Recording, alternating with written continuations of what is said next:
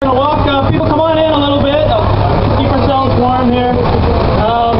We finally have one of these anti-war marches closer to the summer, and apparently that Harper is also controlling the weather here today, unfortunately. So, if people haven't seen, we've got an amazing lifelike rendition of Stephen Harper right over here as Steph, and we've also got Harper War Bucks, which we'll be passing out to the public as we walk today to symbolize the money that's wasted on war that needs to be spent here at home. Now we've got Harper as death here, and I wanted just to start with the issue of the war in Afghanistan and women. Initially this war was sold in part, or in large part, as being about liberating Afghan women. Well, that's a joke. It has been a joke for a long time, but I think with Harper's G8 maternal health initiative, it's become even more of a joke. But because we've seen Stephen Harper, the champion of women's rights, willing to cut funding and prohibit funding for abortions that can save lives in the third world, women's lives throughout the developing world. So we say that Harper is not in favor of life. He's not in favor of the life of women, either in Afghanistan or anywhere throughout the world. And he's shown this with his attacks not only on women in the developing world, but with cuts to Women's Center here right across the country, cuts to status of women, and many, many other programs designed to work for equality in this society. And in Afghanistan, in case you're wondering about the liberation of women, rape happens at an unprecedented rate. There is no justice. The legal system does not convict men. It certainly does not convict warlords and their powerful allies who systematically abduct and rape women. The rate of women's suicide, including by self-immolation, women setting themselves on fire, has never been higher in Afghanistan than today. It's higher today than even during the years of the Taliban regime.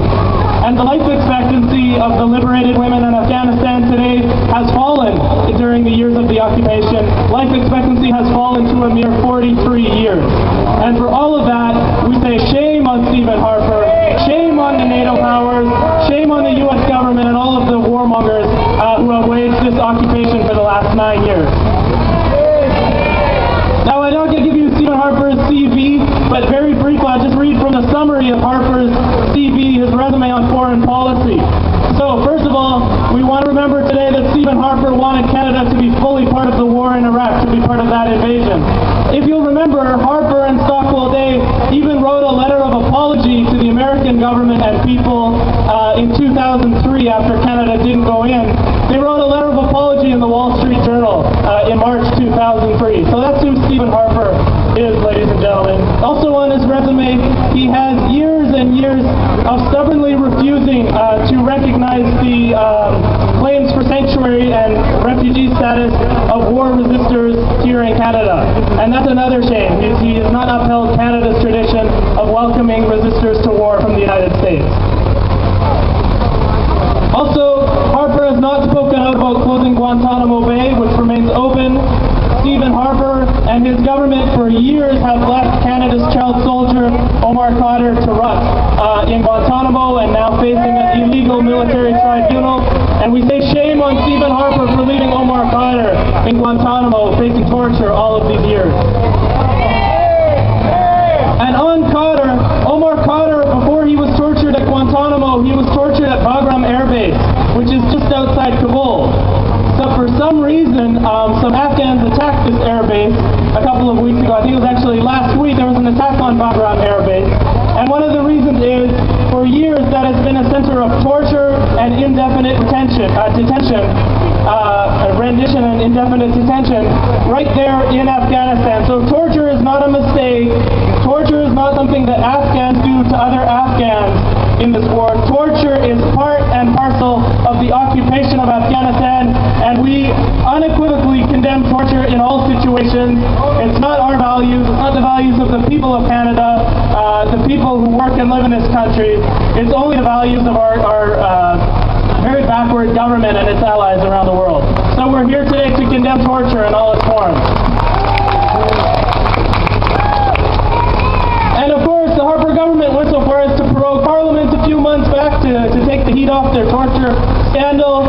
Then they were finally forced to release the documents. And did anyone get a chance to read these documents yet? Probably not.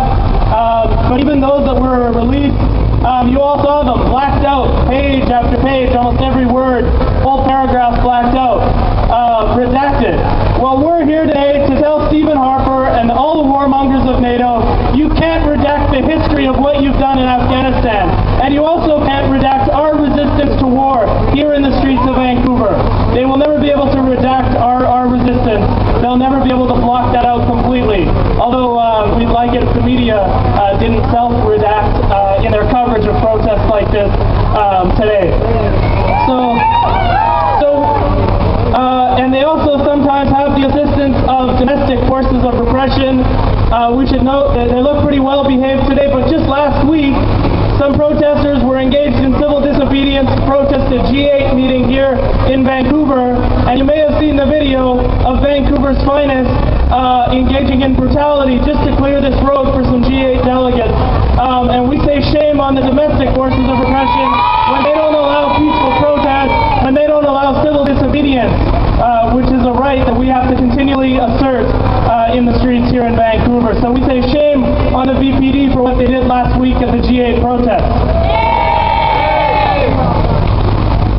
Now, if you think that's brutality, NATO's got a lot more of that in store coming up in the coming months in Kandahar. In just a few days, they're going to start a new offensive. The largest offensive in the history of NATO's war will take place in Kandahar province starting this June, in just a few days. So although our numbers are modest here today, we really want this to kick off a summer of resistance to war. So whether you're part of Stop War or you have other groups, let's talk and let's plan so that today is the beginning of our own offensive, an anti-war offensive, where we keep it in their face all summer long, wherever the politicians are having their barbecues, their constituency meetings, their fundraisers. Let's make sure that they pay a political price, and there's a social and economic price to be paid by this government that is waging an unjust and illegal war